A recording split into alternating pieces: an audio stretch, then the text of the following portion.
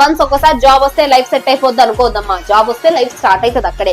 అక్కడ నుంచి కొత్తవి నేర్చుకుంటూనే ఉండాలి, మీకు మీరు అప్గ్రేడ్ చేసుకుంటూనే ఉండాలి. Hello everyone, welcome to Vedantu Telugu. Basic గా ఎంసెట్ ఎగ్జామ్స్ అయిపోయాయి, కౌన్సిలింగ్స్ స్టార్ట్ అయిపోయాయి. మరి ఇప్పుడు బీటెక్ లో ఏ బ్రాంచ్ సెలెక్ట్ చేసుకోవాలి? ఓకే, చాలా మంది అంటున్నారు, కొంతమంది ఈసీ ఇంపార్టెంట్ అన్నారు, కొంతమంది సిఎస్సి ఇంపార్టెంట్ అన్నారు, కొంతమంది ఇంకా ఏవేవే స్పెషలైజేషన్స్ ఇంపార్టెంట్ అన్నారు. మరి ఏ బ్రాంచ్ తీసుకుంటే మనకి ఫ్యూచర్ ఎలా ఉంటది? అండ్ ఈ వీడియోలో మనం ప్రతి ఒక్క బీటెక్ బ్రాంచ్ కి ప్రోస్ అండ్ కాన్స్ రెండు చూద్దాం. అంటే ఏంటంటే ఒక బ్రాంచ్ తీసుకుంటే దాని వల్ల వచ్చే బెనిఫిట్స్ ఏంటి, ఎట్ ద సేమ్ టైం ఆ బ్రాంచ్ లో ఉండే ఫ్లాస్ ఏంటి, రెండు చూద్దాం మనం ఈ వీడియోలో. ఓకేనా? ఫస్ట్ అమ్మ, బ్రాంచ్ సెలెక్ట్ చేసుకునే ముందు చాలా జాగ్రత్తలు పాటించాలి. ఎందుకంటే ఇప్పుడు మీరు సెలెక్ట్ చేసుకునే బ్రాంచే నెక్స్ట్ మీ ఫ్యూచర్ డిసైడ్ చేస్తుంది. పొరపాటున మీకు ఇంట్రెస్ట్ లేని బ్రాంచ్ లోకి వెళ్ళినా, ఇంట్రెస్ట్ లేని కాన్సెప్ట్స్ నేర్చుకున్నా, ఇంకా తర్వాత లైక్ మొత్తం ఇంట్రెస్ట్ లేకనే అయిపోతుంది 4 years బీటెక్. సో మీరు బ్రాంచ్ నేర్చుకునేటప్పుడు చాలా జాగ్రత్త. నెక్స్ట్ దానికి కెరియర్ ఆపర్చునిటీస్ ఏమున్నాయి, అండ్ ఆల్సో అసలు నీకు ఆ బ్రాంచ్ ఇంట్రెస్ట్ ఉందా లేదా, ఆ కాన్సెప్ట్స్ ఇంట్రెస్ట్ ఉన్నాయా లేదా, ఇలా చెక్ చేసుకోండి అమ్మా. చెక్ చేసుకొని ఇంట్రెస్ట్ ఉంటేనే ఆ బ్రాంచ్ లో జాయిన్ అవ్వండి. ఎందుకంటే it will impact your career and next future లో జాబ్ మీద ఎఫెక్ట్ చూపిస్తుంది అండ్ ఫర్దర్ ఫ్యూచర్ స్టడీస్ మీద కూడా ఎఫెక్ట్ చూపిస్తుంది. So whenever you are selecting the branch, be careful when you are selecting. Okay? And ఏమేం factors consider చేయాలి అంటే, మనం బ్రాంచ్ సెలెక్ట్ చేసుకునేటప్పుడు ఫస్ట్ నీకు అసలు దాని మీద ఇంట్రెస్ట్ ఉందా లేదా, అండ్ ఫ్యూచర్ అంటే మీరు ఇప్పుడు ఒక బ్రాంచ్ తీసుకుంటే నెక్స్ట్ 4 years తర్వాత ఆ బ్రాంచ్ బాగుంటుందా లేదా, నిలబడుతుందా లేదా ఆ బ్రాంచ్ కి ఫ్యూచర్ స్కోప్ ఎలా ఉంది అండ్ దానికి రిలేటెడ్ జాబ్ ఎలా ఉన్నాయి.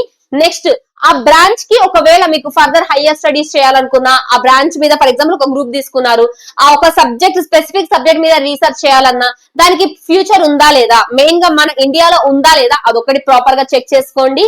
నెక్స్ట్ ఇండస్ట్రీ డిమాండ్స్ ఎలా ఉన్నాయి, నెక్స్ట్ వర్క్ లైఫ్ బ్యాలెన్స్ ఉందా లేదా ఆ జాబ్ లో. అంటే 24 గంటలు మనం వర్క్ చేస్తూ ఉండలేము కదా, సో పీస్ఫుల్ గా ఉంటాయా లేదా ఆ జాబ్స్ అనేది వెరిఫై చేసుకోండి. ఈ రోల్స్ అన్ని వెరిఫై చేసుకోండి అమ్మా బిఫోర్ జాయినింగ్ ఎనీ బ్రాంచ్. ఏ బ్రాంచ్ తీసుకునే ముందన దానికి ఫ్యూచర్ లో స్కోప్ ఎలా ఉంది, నీకు అసలు దాని మీద ఇంట్రెస్ట్ ఉందా లేదా, ఫ్యూచర్ మార్కెట్ ఎలా ఉంటది, అండ్ ఒకవేళ ఫర్దర్ స్టడీస్ చేయాలనుకుంటే ఎలా ఉన్నాయి, ఇవన్నీ వెరిఫై చేసుకొని తీసుకోండి.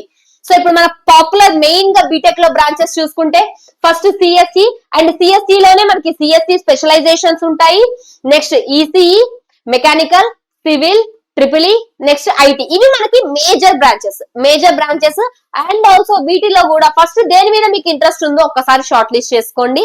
Also first you can give preference to this don't go for mechanical and civil.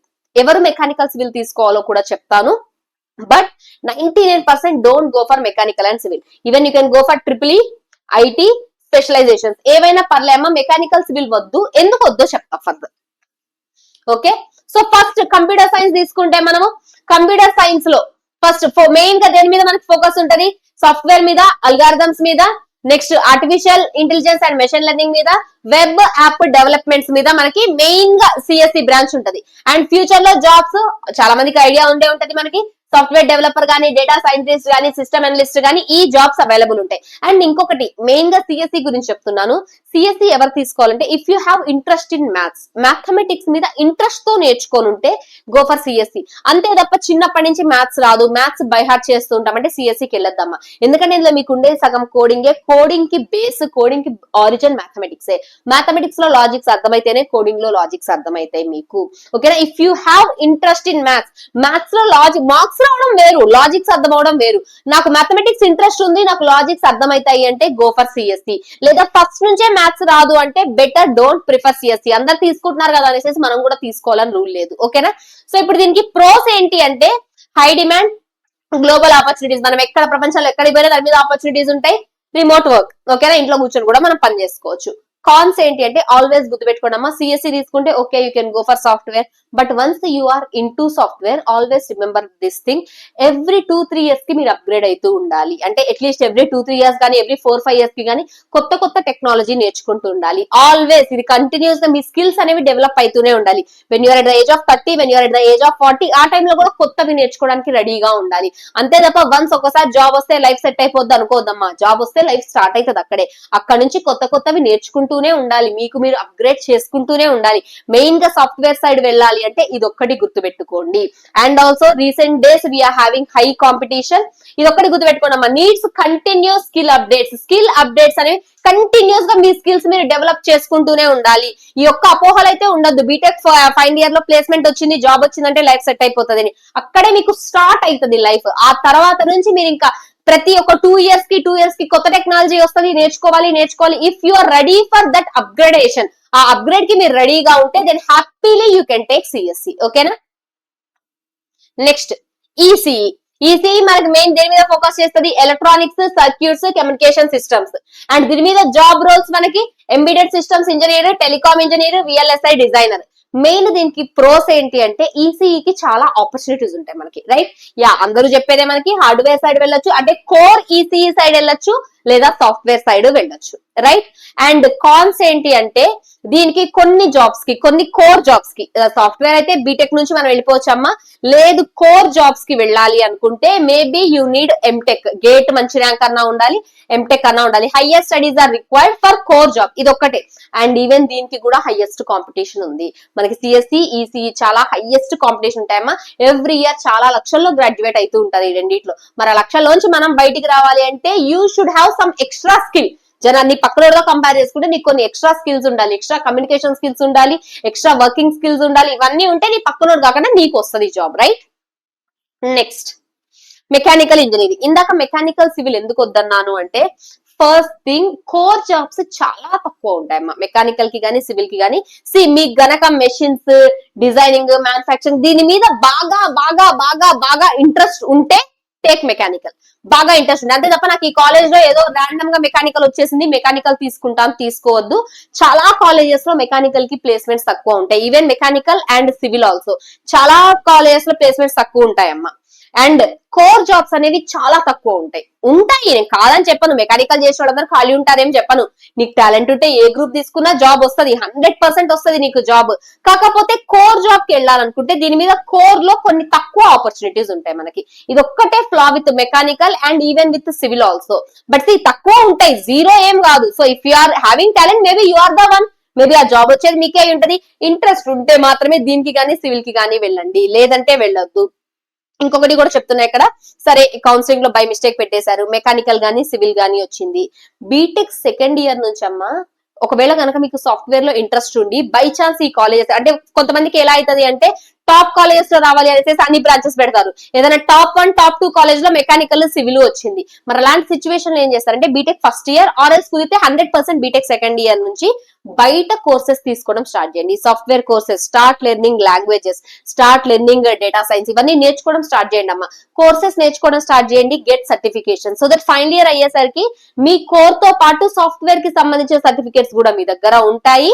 So that you can get job very easily. Job వచ్చే ఛాన్సెస్ చాలా ఈజీగా ఉంటాయి. ఒకవేళ మరి మ్యామ్ మెకానికల్ సివిల్ వచ్చిందంటే ఏం చేయాలంటే ఇది మీకు ప్లాన్ బి. ఓకేనా.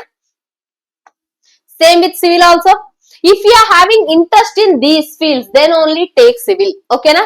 See, మనకి ఓకే గ్రోత్ ఉంటది, బానే ఉంటది కాదని, కాకపోతే ఆపర్చునిటీస్ తక్కువ ఉంటాయి. అదొక్కటే అమ్మ మెయిన్. మెకానికల్ కి కానీ సివిల్ కి కానీ ఆపర్చునిటీస్ తక్కువ ఉంటాయి అండ్ ఇనిషియల్ పే చాలా తక్కువ ఉంటది మెకానికల్ కి సివిల్ కి.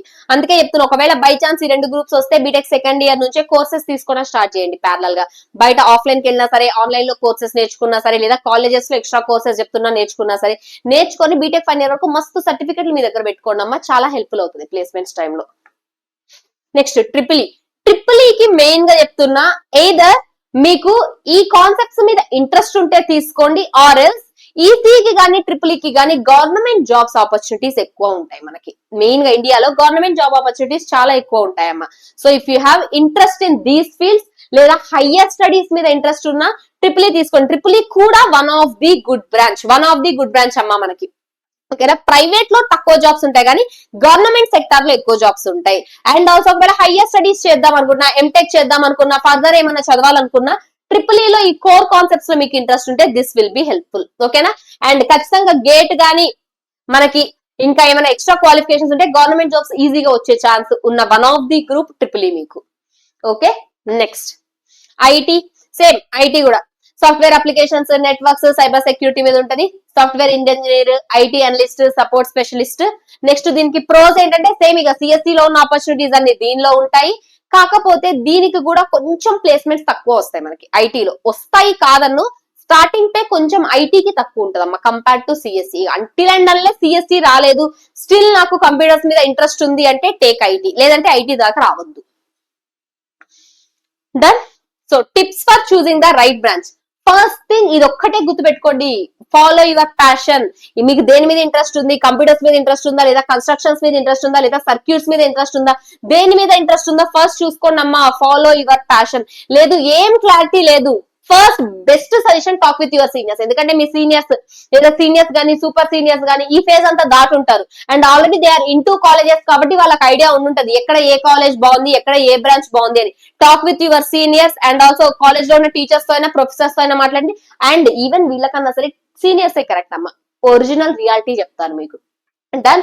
అండ్ చాలా ఈవెన్ బీటెక్ లో జాయిన్ అయ్యాక చెప్తున్నా, ఆన్లైన్ కోర్సెస్ ఎక్స్ప్లోర్ చేయండి. బీటెక్ జాయిన్ అయ్యాను ఒక 4 ఏళ్ళు ఎంజాయ్ చేసి 4 ఏళ్ల తర్వాత ఆలోచిద్దామని కాకుండా start doing online courses. Online courses చేయండి, చాలా నాలెడ్జ్ డెవలప్ అవుతుంది. ఫైనల్ ఇయర్ ప్లేస్మెంట్స్ టైంలో చాలా హెల్ప్ అవుతుంది మీకు. ఓకేనా? అంతే తప్ప ఇది ఒకటి గుర్తుపెట్టుకోండి, don't just follow the crowd or trends blindly. Just అందరూ సిఎస్సి తీసుకుంటున్నారు నేను సిఎస్సి తీసుకుంటా, అందరూ ఈసీ తీసుకుంటా నేను ఈసీ తీసుకుంటా కాదు. నీకు దేని మీద ఇంట్రెస్ట్ ఉంది, నీకు దేని మీద ప్యాషన్ ఉంది, ఇది చూసుకొని డిసైడ్ అవ్వండి. అండ్ ఆల్సో ఇంకొకటి ఒక చిన్న ఇన్ఫర్మేషన్ ఏంటి అంటే, సరే ఓకే బీటెక్ మంచి ర్యాంక్ వస్తే you can think all these things. మరి మ్యామ్ బీటెక్ మంచి ర్యాంక్ రాలేదు, ఇప్పుడు నా పరిస్థితి ఏంటంటే హ్యాపీలీ డిగ్రీకి వెళ్ళిపోవచ్చు అమ్మ. నువ్వు బ్యాచిలర్స్ తీసుకోండి, సేమ్ మ్యాథమెటిక్స్ లో కనుక ఇంట్రెస్ట్ ఉంటే bachelors BSc with computer science తీసుకోండి. సేమ్ ఇందాక చెప్పిన మాటలే, బీటెక్ డిగ్రీ ఫస్ట్ ఇయర్ నుంచి కూడా ఆన్లైన్ కోర్సెస్ చేయడం స్టార్ట్ చేయండి. So that degree final year కి వచ్చేసరికి ఆఫ్టర్ దట్ మీరు మాస్టర్స్ అన్నా చేయొచ్చు, లేదా డిగ్రీ ఫైనల్ ఇయర్ తో కూడా ప్లేస్మెంట్స్ ఇచ్చే కంపెనీస్ చాలా ఉంటాయి ఇఫ్ మీకు టాలెంట్ ఉంటే. గుర్తుపెట్టుకోండి అమ్మా, ఎంసెట్ ర్యాంక్ మీకు టాలెంట్ ని డిసైడ్ చేయదు. ఆ తర్వాత మీరు మీ స్కిల్స్ ని ఎంత డెవలప్ చేసుకున్నారనేదే మీ టాలెంట్ ని, మీ ఫ్యూచర్ ని, మీ జాబ్ ని డిసైడ్ చేస్తుంది. ఓకేనా? ఎంత బ్లైండ్ గా వెళ్ళిపోకుండా ఆలోచించి డెసిషన్ తీసుకోండి. Thank you so much everyone. Thank you.